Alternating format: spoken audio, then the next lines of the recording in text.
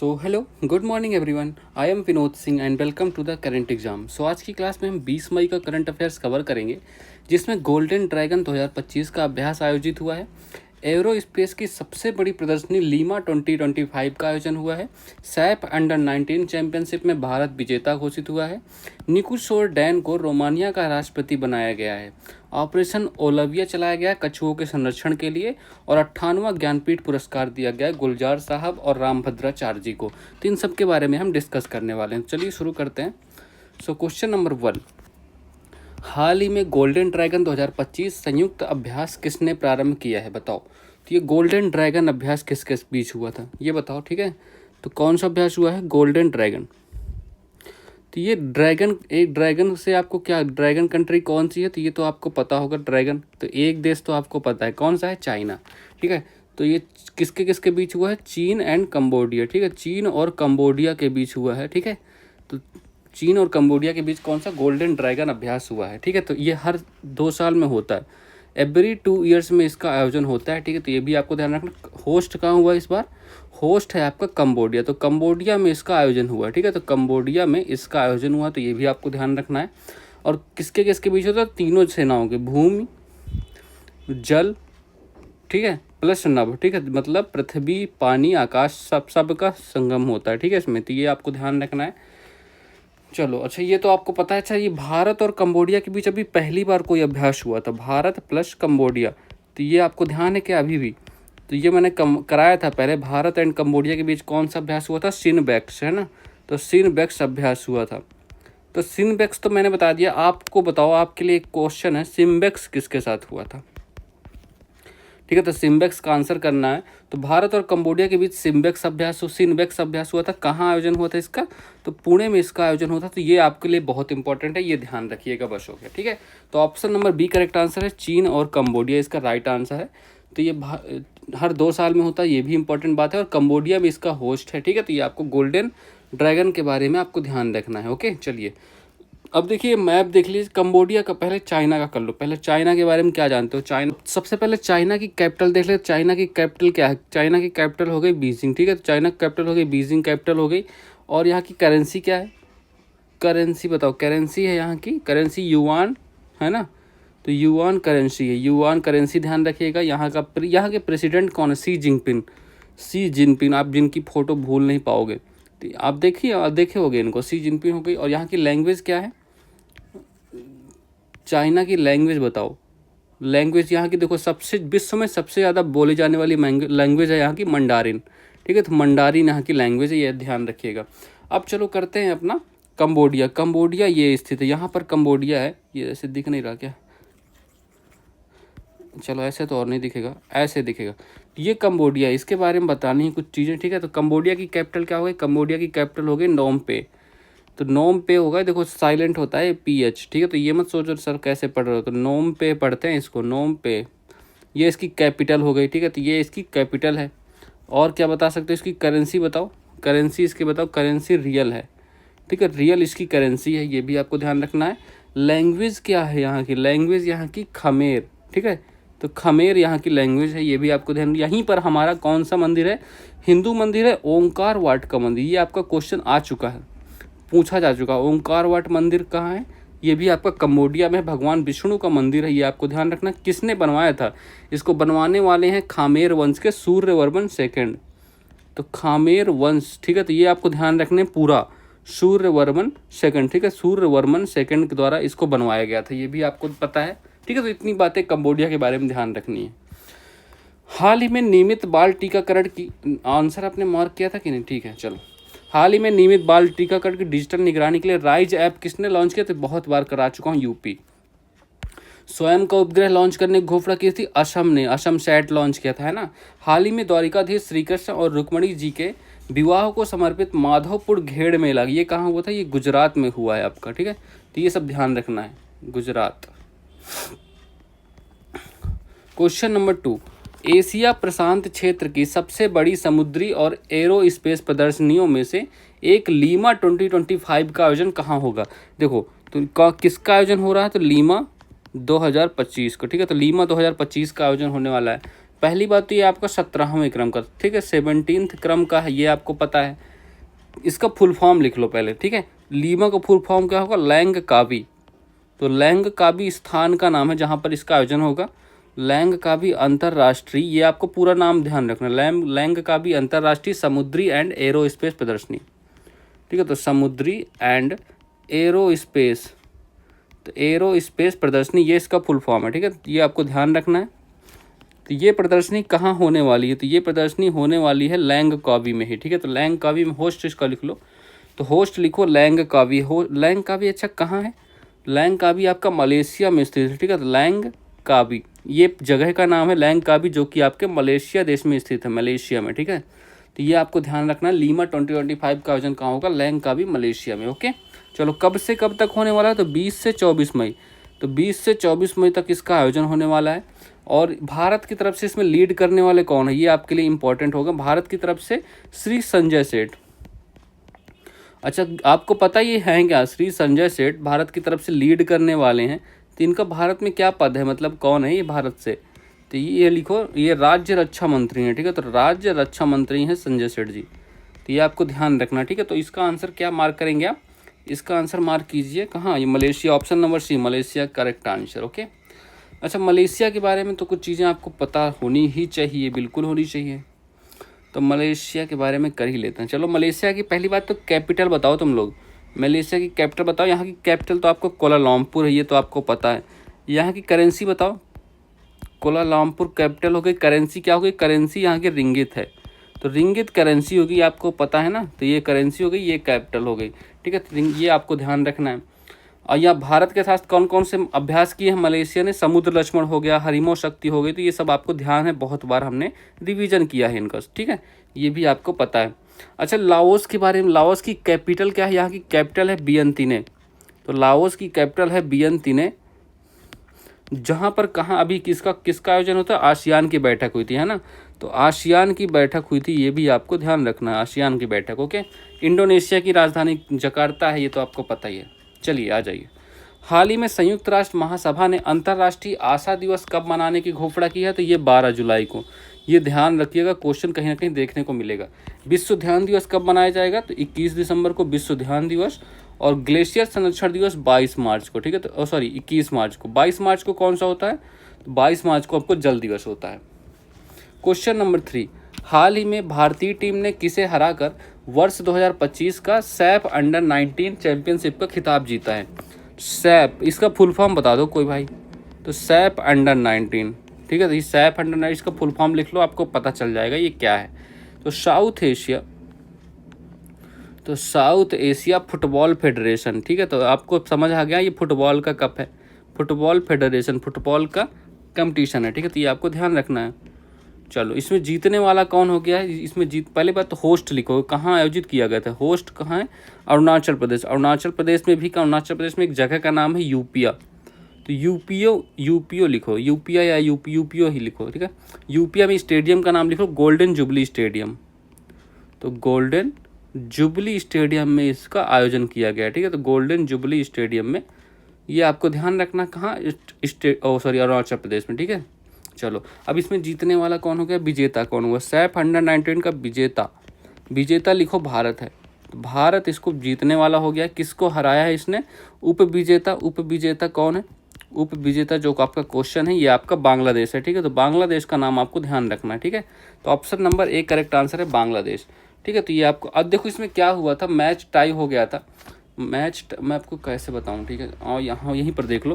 तो match tie हुआ था, 1-1 से टाई हो गया था। फिर पेनाल्टी शूट आउट हुआ। पेनाल्टी शूट आउट में क्या होता है?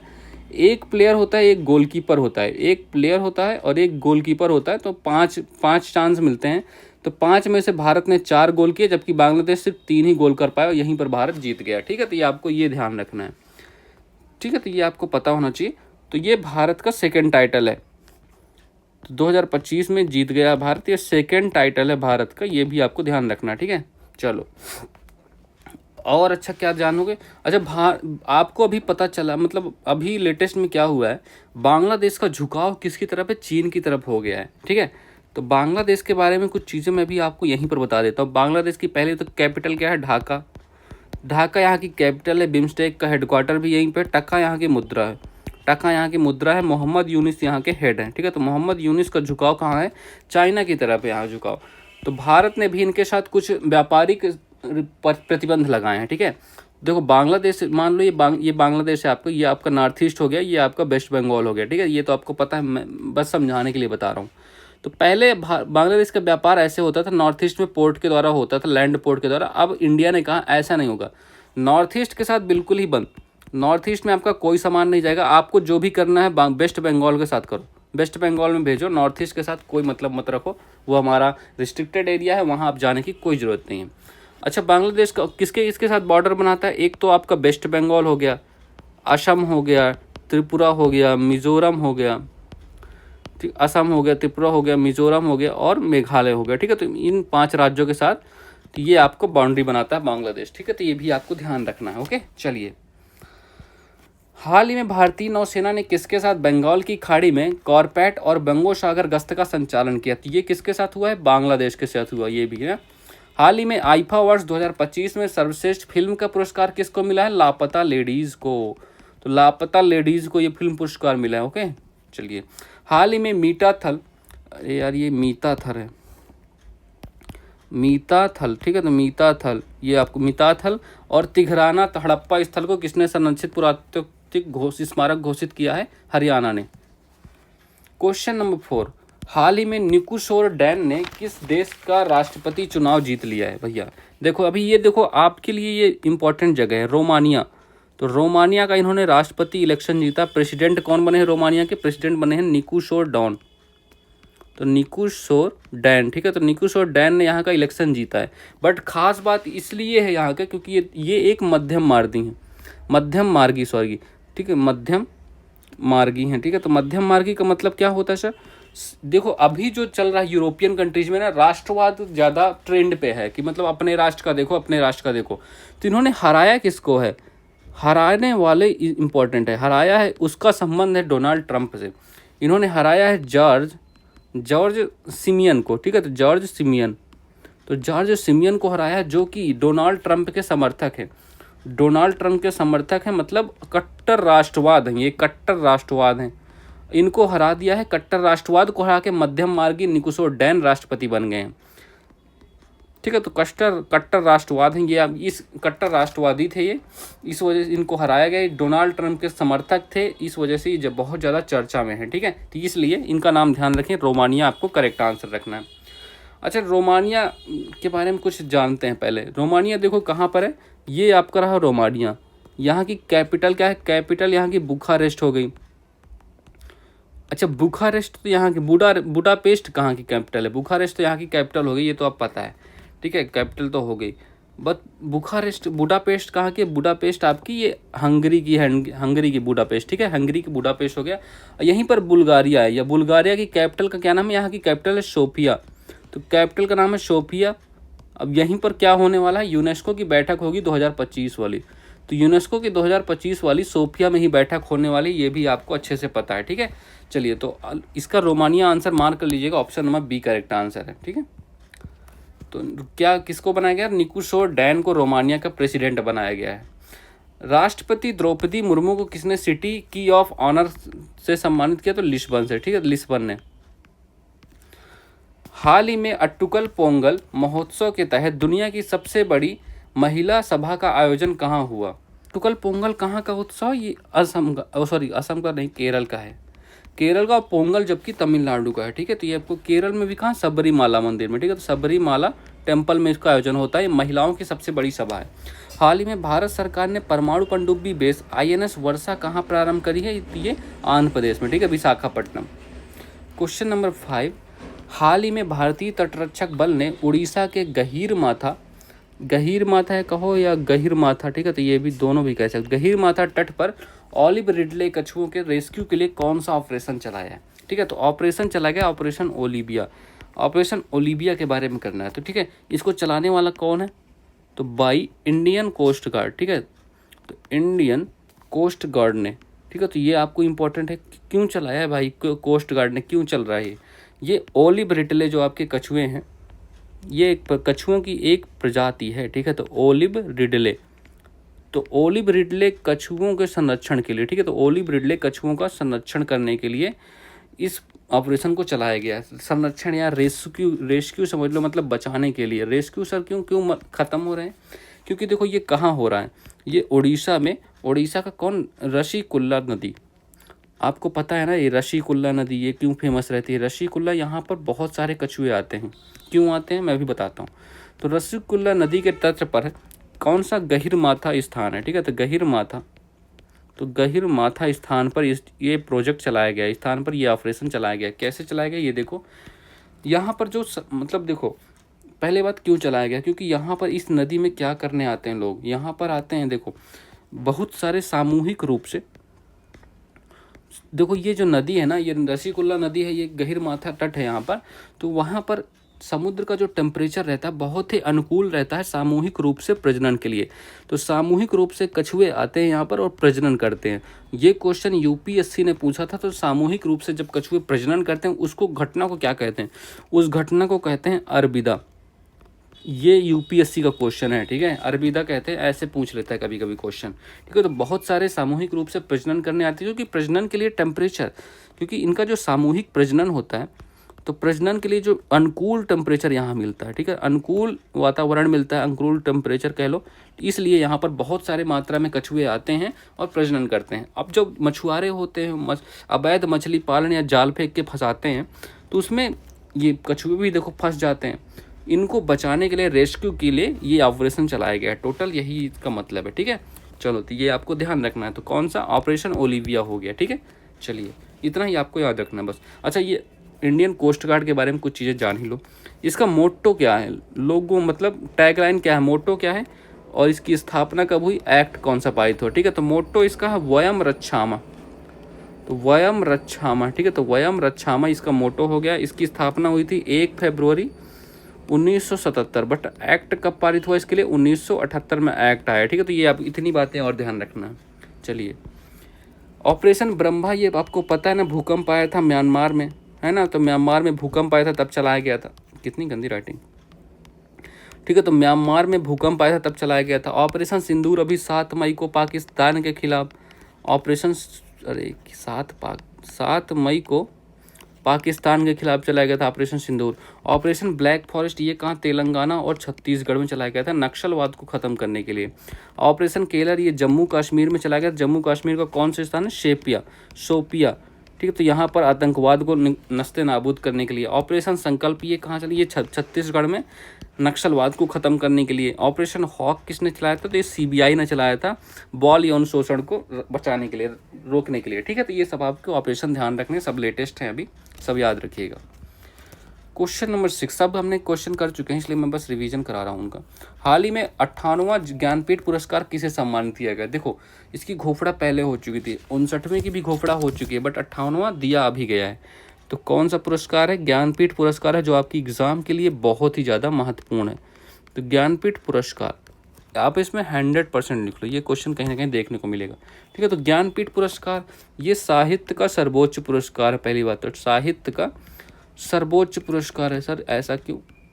ऐसा ही है, बट अच्छा, ये कितनी भाषाओं में दिया जाता है? ये 22 जो आपके संविधान की 8वीं अनुसूची में भाषाएं हैं, प्लस इंग्लिश, मतलब टोटल 23 भाषाओं में ये प्रदान किया जाता है, ठीक है। टोटल 23 भाषाओं में प्रदान किया था, ये भी ध्यान रखना है।